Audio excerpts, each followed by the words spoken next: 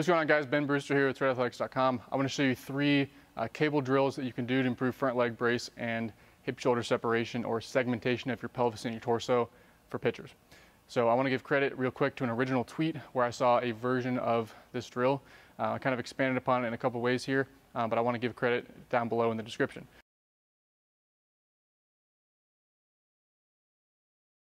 So the first one is just a simple cable chop facing your hips forward in a split stance. If you don't have a cable machine with you, you can just attach a resistance band to a pole, whatever you've got. I like having the attachment point a little bit higher. Again, you can rotate downwards, kind of simulate the pitching vectors of force. But again, the point of this isn't so much strengthening as it is about patterning. So grab the rope, the band, get roughly a 3 to 4 foot stride length, hips facing forward, 90 degrees. And then from here, it's just what most of you have done before, which is a chop. But what I like about the chop and explosively is that it forces a good lead leg block because you're rotating the hips through and you're getting that last little bit of hip rotation, which again pulls that front leg into extension. But in order for that knee not to cave out, it really forces you to pair activation of that lead leg adductor with the chop. So you really start to feel that final rotation of the pelvis and feel stability on the front leg and feel that claw backing mechanism. Again, it's not a push from the quad, it's a rotating of the pelvis and a contraction of that lead leg adductor to stabilize as you finish with the pelvis.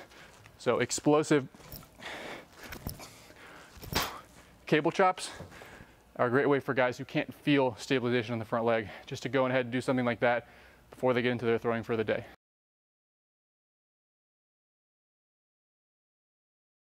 Level 2 is a little bit different. This is more focused on segmentation, but you can take a Swiss ball and you want one that's big enough that you can't quite hug all the way around it.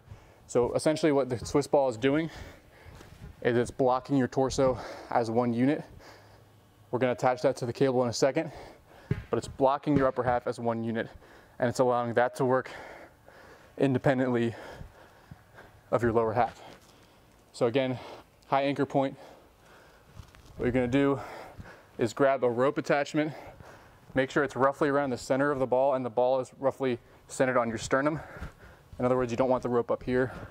Center it on the ball, wrap around the ball, grab it on the opposite side. If you end up getting a little bit heavier with this, so I have this on a pretty low resistance, medium resistance. As you get heavier, if I were to do this heavy, you'd want to start facing in reverse, get your balance, and then get into position. When it's pretty light, it doesn't matter. You can just kind of unrack it like this. But the point of this is that if you do a rotational chop and you try to go, the cable is holding your upper half back, nothing's holding your lower half back. Nothing's holding your pelvis back. So if I were to try to rotate as fast as I can, what happens? Well, my hips can go very easily, but there's a lag, and that lag is what we want because this ball and that cable hold my upper half back.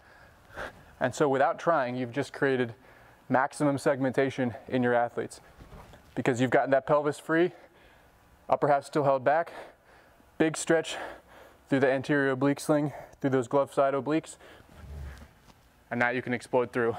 Obviously that was slow motion, but full speed, get a little bit of a hip turn.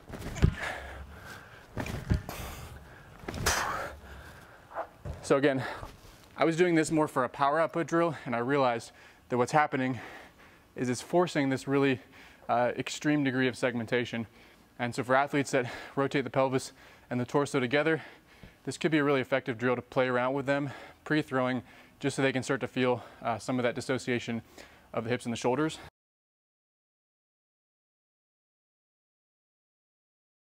One of my new favorites, which is an even more dynamic version of that, is a reverse quick pick drill, a half kneeling quick pick.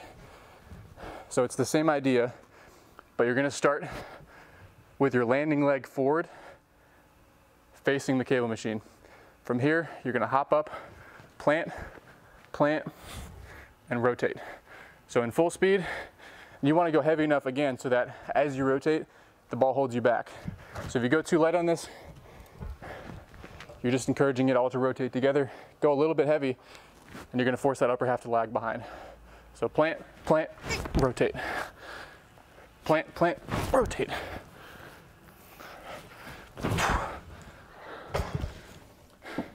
So just like that, you've given your athletes a number of different tools to feel the hips working independently of the torso. And again, we can take these exact same drills, footworks, and take those into some of our medicine ball throws, take those into some of our throwing drills, and work to start transferring that up the chain.